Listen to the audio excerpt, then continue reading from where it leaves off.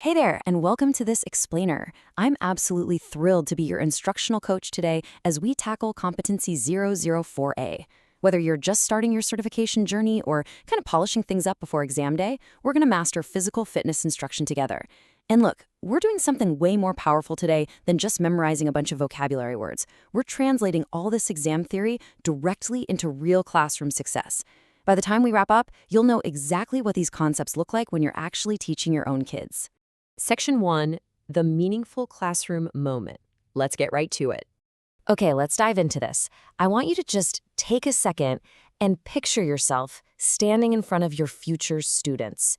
It's Tuesday morning, the bell just rang, and you're looking out at this sea of energetic, unpredictable, totally wonderful kids. So, why should you, as their teacher, care deeply about physical fitness? Like, what's your real impact going to be here? It's not just about letting them run wild to burn off energy so they can sit still for math. No way. It's about equipping them with the actual tools they need to live healthy, vibrant lives. To really see what effective teaching looks like in practice, let's jump into a specific scenario. Imagine a bustling fourth-grade classroom where the kids aren't just playing dodgeball. Instead, they're actively rotating through these carefully designed fitness and balance stations. At one station, they're jumping rope to build up endurance. Over at another, they're holding planks to build core strength. At a third, they're practicing stretches for flexibility. It's organized, it's purposeful, and literally every single student is engaged. This is exactly the kind of environment the certification exam wants you to be able to create. Section 2, unpacking physical fitness foundations. Let's look at the actual language of the exam descriptor. It says a beginning teacher applies key principles and concepts in physical education and physical activity for the promotion of health and fitness. Now, the absolute key takeaway here is that word promotion.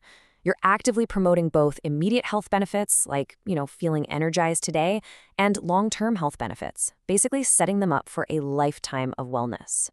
Now, what's really interesting about this is the massive paradigm shift we need to acknowledge. A lot of people out there think physical education is just, rolling out a kickball and letting kids play games. But as a future educator, you absolutely need to know it's so much more than that. It is a planned instructional program. You're intentionally developing their physical competence and teaching them healthy habits. You're literally moving them from just playing to learning how to live well. Let's break down the specific terminology you're going to see, starting with cardiovascular endurance. This is the ability of the heart, lungs, and circulatory system to deliver oxygen to working muscles during sustained physical activity. Think back to that first station in our fourth grade scenario where the kids were jumping rope. They're breathing heavy, their cheeks are pink, their heart rates are way up. As their teacher, you know that in that exact moment, their circulatory systems are working in overdrive to deliver that oxygen. Next up, we need to differentiate between muscular strength and muscular endurance. Okay, so strength is the amount of force a muscle can produce in a single effort, like a student lifting a heavy medicine ball just one time. Endurance, on the flip side, is the ability to perform repeated movements over time without getting exhausted. Think of a student doing modified push-ups for 60 seconds straight. When you're walking around observing your station rotations, you'll be watching for this. You're looking to see how long they can sustain an activity to gauge endurance versus how much force they can exert in a single motion to gauge strength. Then we have flexibility. This is the ability of joints and muscles to move through a full range of motion. Now, when you're teaching, you really want to frame flexibility as more than just reaching down to touch your toes. Frame it as a vital tool for preventing injuries. When students understand that stretching actually protects their bodies so they can keep playing the sports they love, boom, they become so much more invested. Keep your tone supportive here, right? Remind them that everyone's flexibility is totally different and the only goal is personal improvement. And all of these components roll right up into the ultimate goal: physical fitness. The source material defines this beautifully. It's the ability to perform daily activities with vigor and without excessive fatigue. And honestly, isn't that what we want for our kids? We want them to have the energy to focus during reading class, to play hard at recess, and to tackle their entire day without feeling completely wiped out by 2 p.m. Section 3. Theory into classroom practice. Let's take all of that theory we just talked about and make it real for the students. Here's a 4-step rotation based on our fourth grade example. Step 1, the cardio station. Step 2, the strength station. Step 3, the flexibility station. But look at Step 4, a hydration and nutrition check. And this brilliantly illustrates how you build a cohesive lesson. By structuring it this way, you make sure students experience every single facet of fitness in one go. You aren't just talking to them about endurance, you're making them feel it. Let's zoom in on that fourth station for a second.